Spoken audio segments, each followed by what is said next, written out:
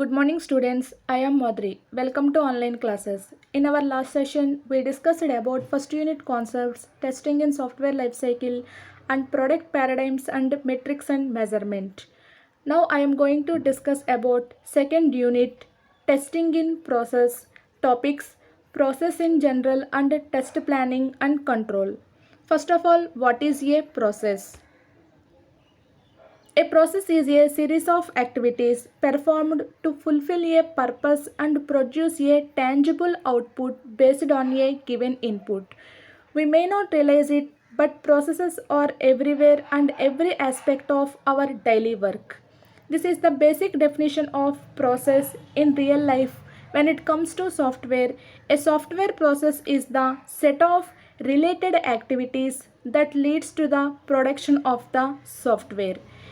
In our last semester, we learned about some process models in software engineering. These process models are defined to assist organization in process improvement. That means using these models, they making their work more structured and efficient way. Testing can also be recorded as a process. Like all processes, the test process can be viewed at different levels of details. So today's first topic is process in general. The concept of a process. A process is a series of activities performed to fulfill a specific purpose based on an input to the process and following the activities called the procedures. By using this, a tangible output produced means a visible output is produced. And the goal is to perform these activities, to think, to discuss, to make decisions, to document, and whatever else needed in the testing. Here, the tangible output is the way of communicating how the purpose of the process has been fulfilled or not. A process description must always include 3 points. First one is a definition of the input, next a list of activities, and the third one is a description of the output. The next step is monitoring processes.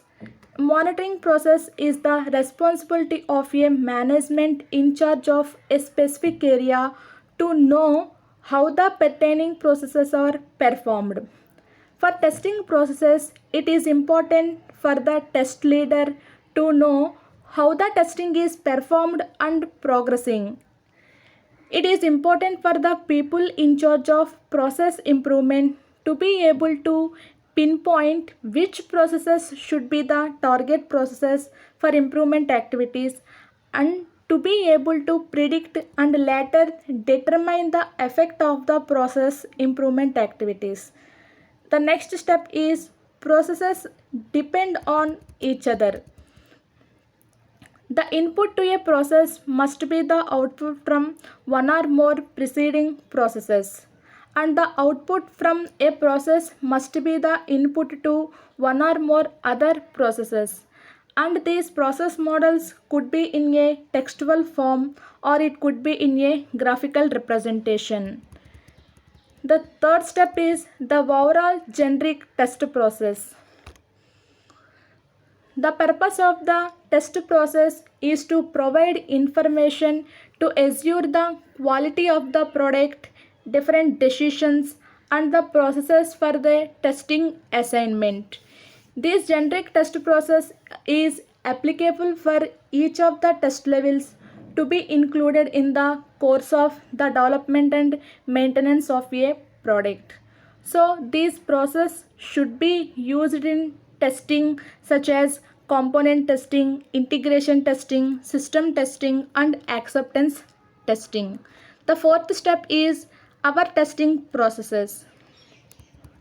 Each organization should be create its own test process suitable for the specific circumstances in their organizations. A test process may be created from scratch or may be created as a tailoring of a standard process. The various process improvement models that exist provide frameworks for processes. Two of these are presented here as examples of the frameworks. The first one is Test Process Improvement Model TPI, and the next one is Critical Testing Processes CTP. The first one, Test Process Improvement Model. It defines a list of 20 key areas, and these cover the total test process, and each of them is a potential process in its own right. Next, these 20 key areas are grouped into 4 cornerstones as follows. The first one is life cycle. It covers the key areas or test strategy, life cycle model, movement of involvement. The next key area are techniques. It includes the estimating and planning, test specification techniques, static test techniques, metrics for measurement. Next one, infrastructure. Here it includes test tools, test environment, office environment. These are all comes under the infrastructure. Next one, organization. It covers the key areas or commitment and motivation of stakeholders, test functions and training, scope of methodology, different communications between them, different people, reporting, defect management, testware management, test process management, and evaluation of the testing. So these are the 4 cornerstones of Test Process Improvement Model TPI. The next one is Critical Testing Model. This model also defines a number of process areas, and in this model the process areas are grouped into 4 classes. First one is plan. In this plan, it covers the established context, analyze risks, estimations and planning. The next one is prepare. It covers the key areas are grow and train the team, create testware, create test environment and test processes. The next one is perform. Here it includes receive test objects, executes and log tests. Last one, perfect. It gives the information about report bugs, report test results and manage changes. These are the 4 classes of critical testing model. So this is the first topic of process in general. Coming to today's next topic, test planning and control. First of all, what is test planning? The purpose of the test planning process is to verify the mission of the testing, and it also define the objectives of the testing.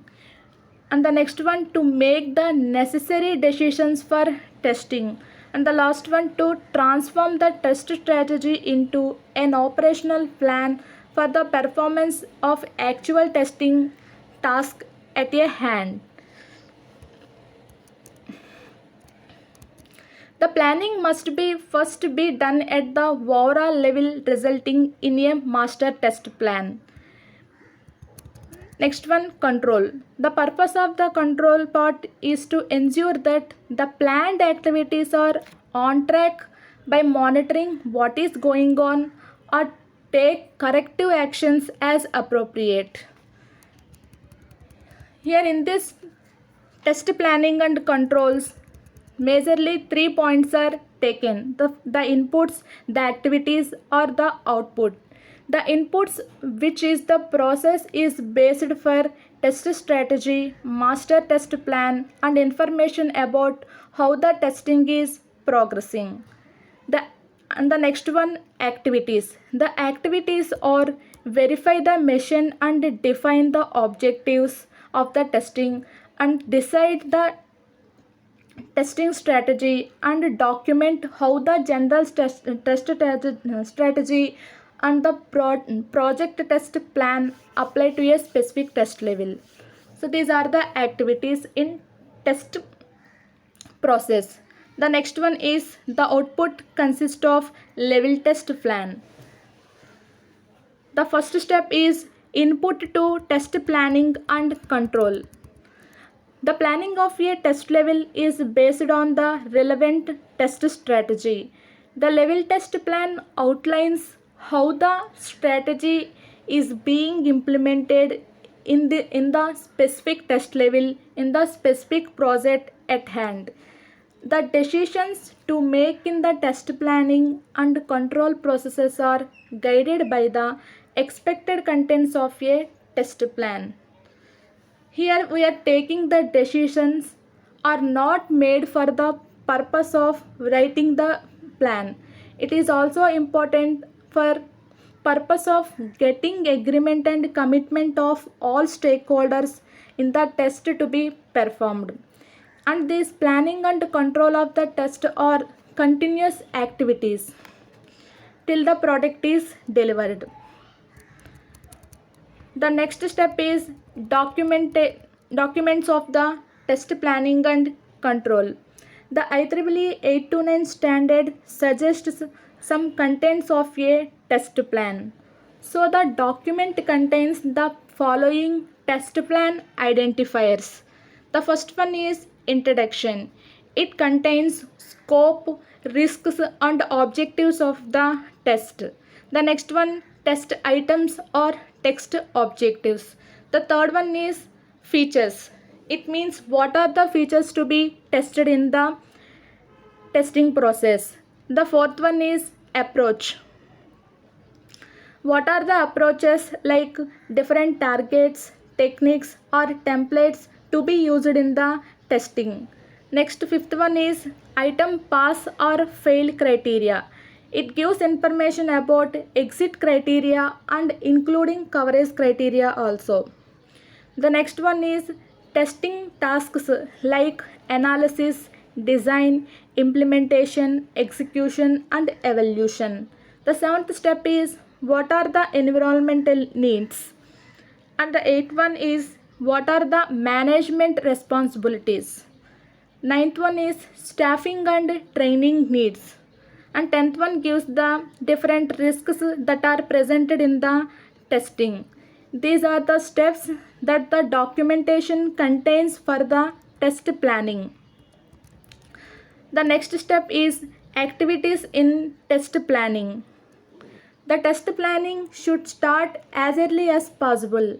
The initial detailed planning for each of the test levels can start as soon as the documentation on which the testing is based has reached a suitable draft level. And the planning of the acceptance testing can start as soon as a draft of the user requirements is available. The test planning activities are there are two planning activities. First of all, aim at setting the scene for the testing assignment for the actors in accordance with the framework. There are two frameworks. We already discussed the two frameworks. Next one, the test planning for a test level must verify the mission and defines the objectives. So these are the two activities in test planning. Next one, define the test object and test basis.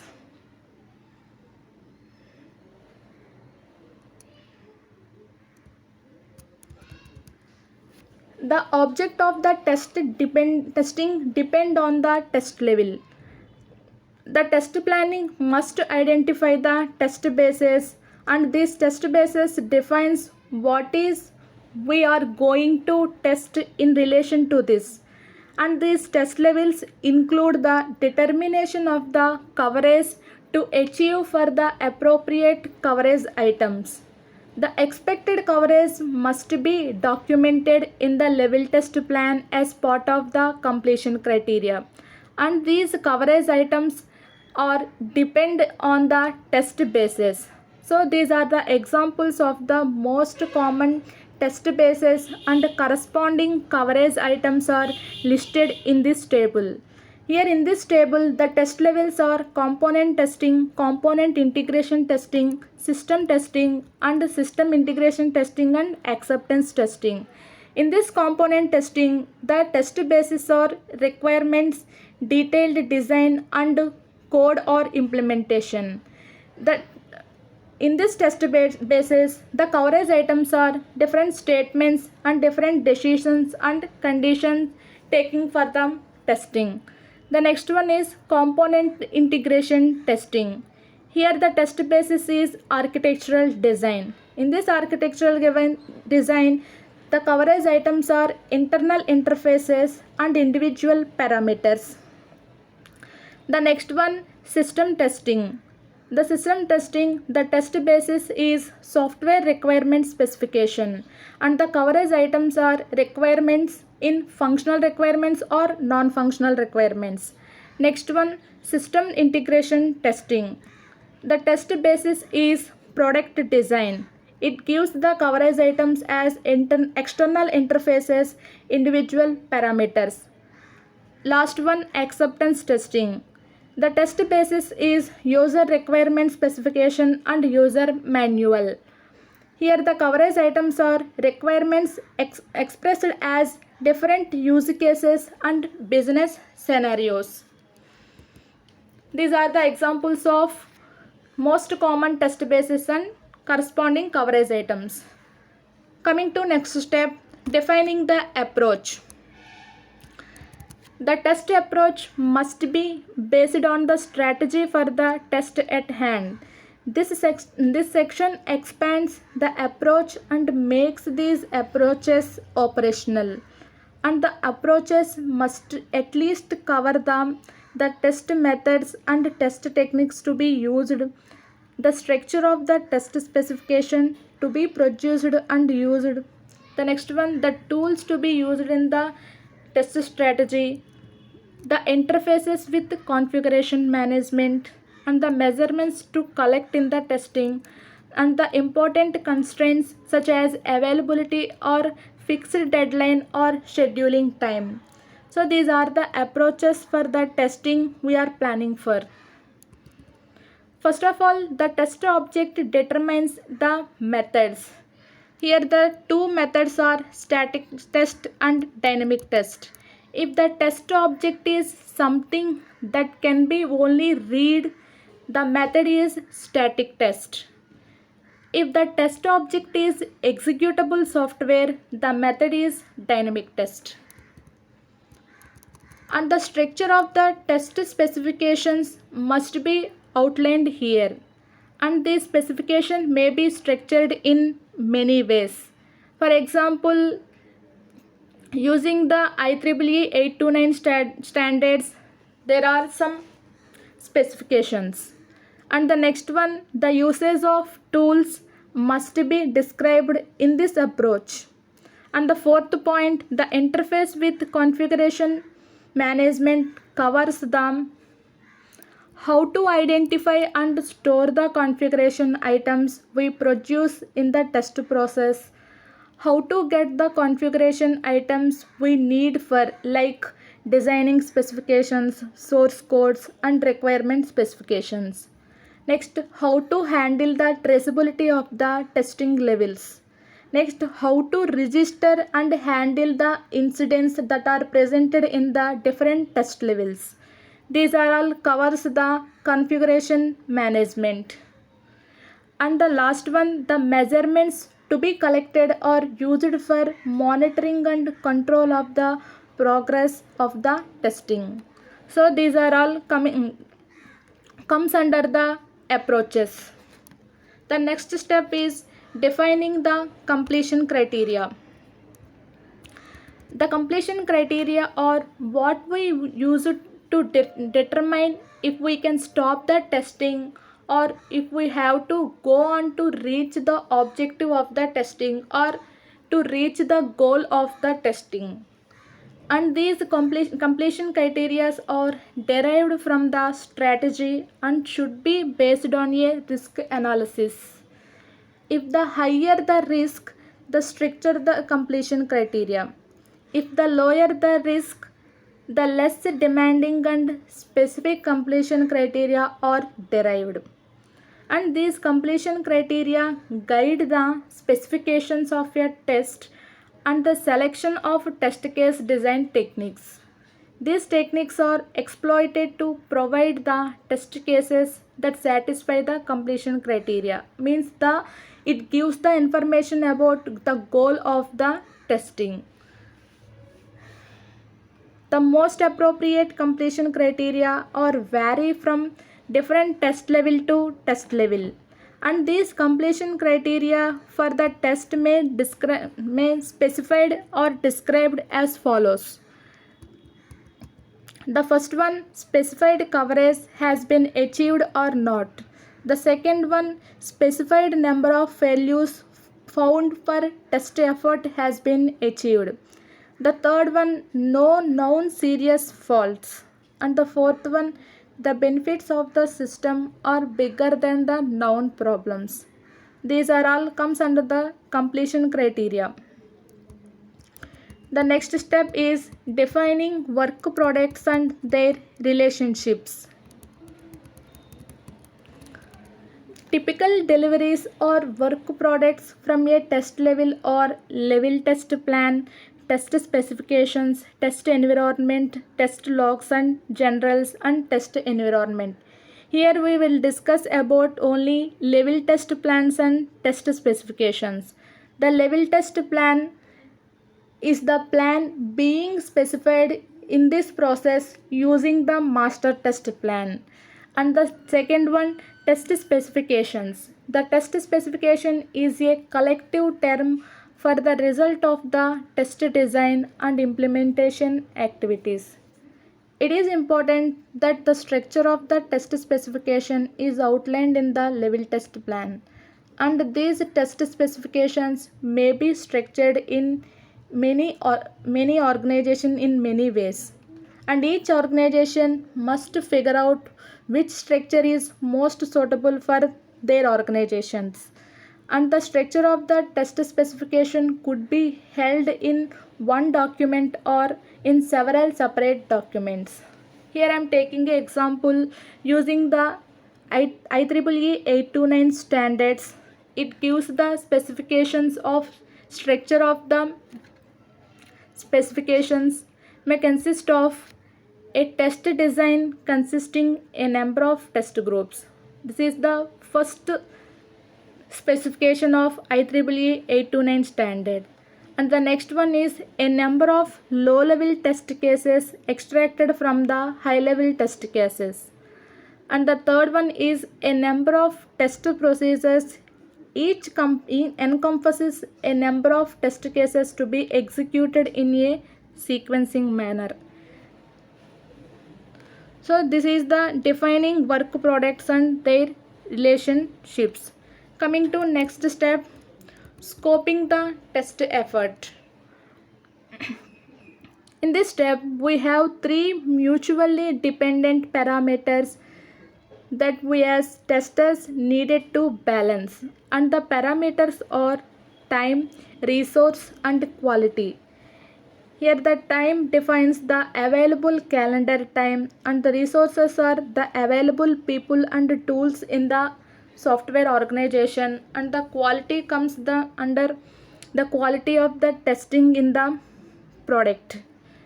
These three parameters are also called as quality triangle. These are also called as quality triangle. And the basic principle of the quality triangle is it is not possible to change one of the parameters. So we do not change these three parameters, and we do not leave the other two unchanged. So this is the basic principle of quality triangle. And the time and the resources are fairly very easy concepts to understand. Means the testing takes time and costs resources, but the quality of the testing is more difficult to assess. So the easiest way to measure the quality is to measure the test coverage. It means the test coverage is the measurement of the quality of the test.